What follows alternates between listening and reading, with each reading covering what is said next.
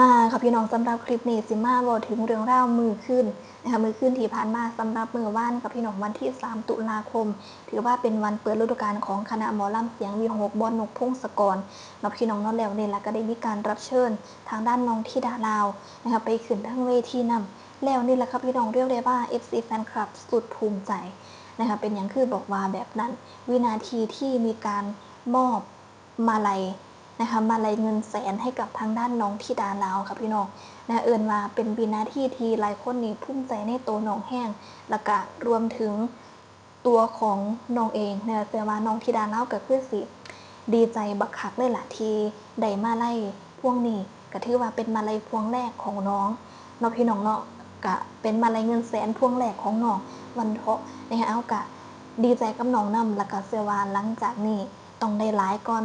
เงินแสนเนาะพี่น้องเนาะขอเพียงแค่น้องขยันและก็อดทนนะคะนี่แหละค่ะพี่น้องเดียวสิพาพี่น้องไปเบิ่งวินาทีนะคะที่มีการมอบพวงมาลัยนะคะมอบมาลัยนะคะให้กับทางด้านน้องธิดาลาวนะคะว่าเป็นจังไดแน่นะเอาไปเบิ่งคลิปนี้กัน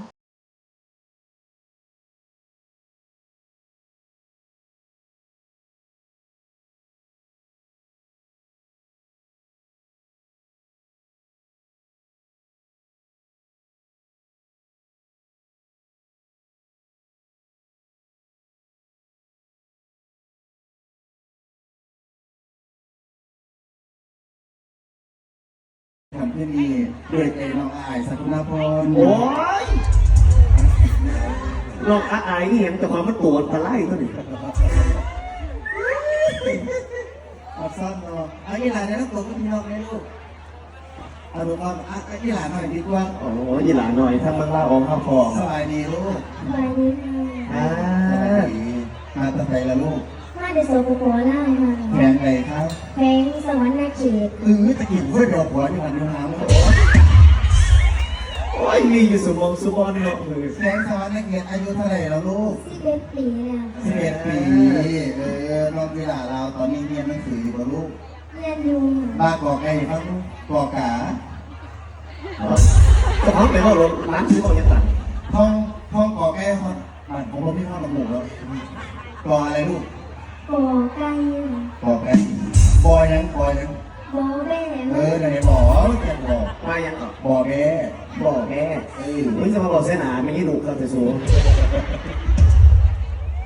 นี่นะ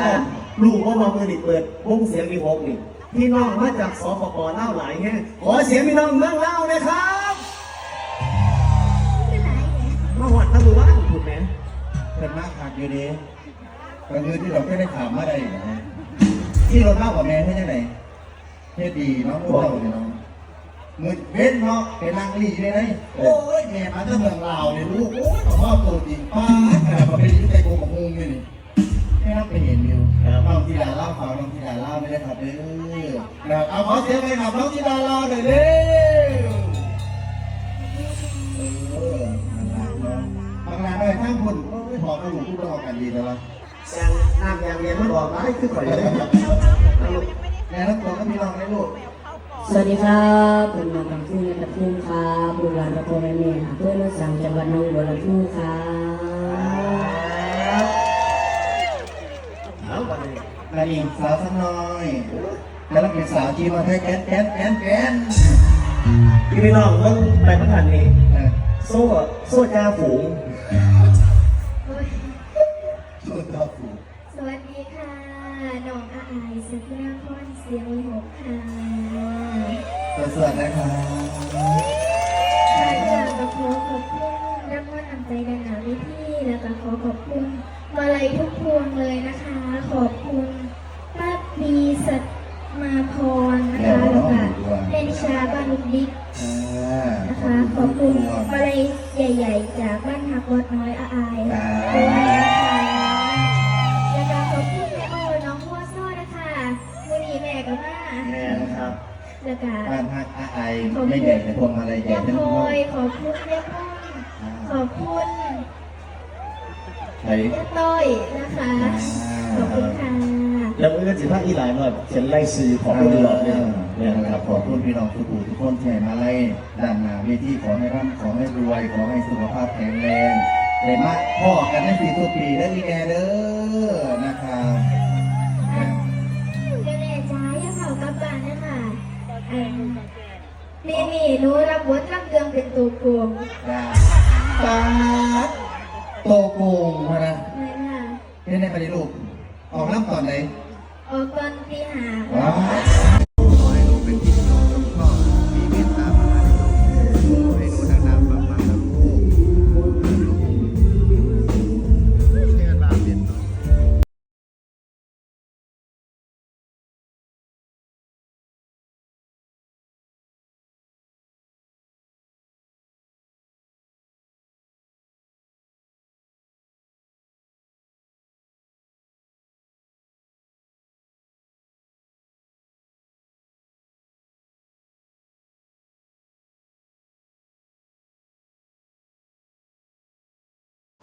นั่นแหละครับพี่น้องเป็นจังไรก็ถือว่าเป็น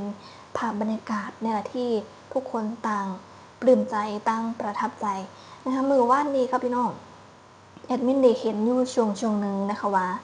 เหมือนน้องนี่จะถือเซอร์ไพรส์เหมือนมีคนเซอร์ไพรส์ iPad ให้กับน้องที่ดาลาวนะคะเป็นจังไรกับพี่น้องวิดีใจบักคักแล้วแต่ว่าเล่นบ่เป็นแต่ว่าน้องเล่นบ่เป็นน้องมาจังซี่ล่ะน้องเล่นบ่เป็นนะแต่น้องก็ดีใจความดีใจก็ได้มีการบอกกับพ่อผู้นะคะว่าให้เอาไปมอบให้หนูอยู่หน้าเวทีเด้อพันนะพี่น้องเป็นจังใดมื้อวานนี้เรียกได้ว่าบ่อายเด้อค่ะพี่น้องบ่อายเป็นหยังว่าติมื้อวานนี้นี่เป็นวันเปิดฤดูกาลของคณะหมอลำเสียงวี6ก็ถือว่าเป็นมื้อที่ศิลปินเสียงวี6หลายคนตั้งดีใจเนาะพี่น้องเนาะเพราะว่าหลายคนแบบมักสิได้มาไล่หล่นคอทุกวันปิดกับวันเปิดฤดูกาลครับพี่น้องศิลปินสิแบบได้มาไล่ล้นคอทุกคนวันเถาะแล้วน้องที่ดาเล่าถึงแม้ว่าจะเป็นศิลปินรับเชิญก็ตามก็คือแบบบ่น้อยหนาไผเด้พี่ๆเสียงวี6หลายคนตั้งแบบได้มาไล่ล้นคอหลายจังสิแม่ก็คือแบบน้องบ่ยืนโดดเดียววันเถาะน้องกะได้มาไล่เงินแสนคือกันเนาะพี่น้องเราก็ถือว่าสุดยอดไม่ธรรมดาวันเถาะถึงแม้ว่าอายุจะน้อยค่ะพี่น้องนะคะแต่สำหรับความฮอตความปังของน้องธิดาลาบกะถือว่าสุดยอดเอาอยู่ด้วยค่ะพี่น้องเอาอยู่เต้นร้องทุกอย่างครบเครื่องหน้าตาตอนนี้นี่เหลือเพียงแค่น้ำหนักค่ะพี่น้องให้กินหลายก็นี่เพิ่มน้ำหนักหลายก็นี่รับรองว่าปังอย่างแน่นอนและกะเหลือเพียงแค่วันเวลาเป็นตัวจัดสรรเนาะพี่น้องเนาะเหลือแค่เวลาเท่านั้นและก็แม่ๆ FC แฟนคลับหลายคนตอนนี้ก็ถือว่าเหนียวแน่นนะคะก็ที่ว่าเหนียวแน่นน้องพี่น้องเฮากะนี่ล่ะให้น้องพิสูจน์ให้น้องพัฒนาจากของไปเรื่อยๆเก็บเกี่ยวประสบการณ์ไปเรื่อยๆครับพี่น้องตอนนี้ก็มีงานติดต่อมาเรื่อยๆวันเถาะเรื่อยๆเดือนนั้น2 งาน 3 งานแน่ก็ว่ากันไปพอได้แบบให้น้องได้เก็บเกี่ยวประสบการณ์น้องพี่น้องเหลือแค่วันเวลาเป็นตัวจัดสรรเท่านั้น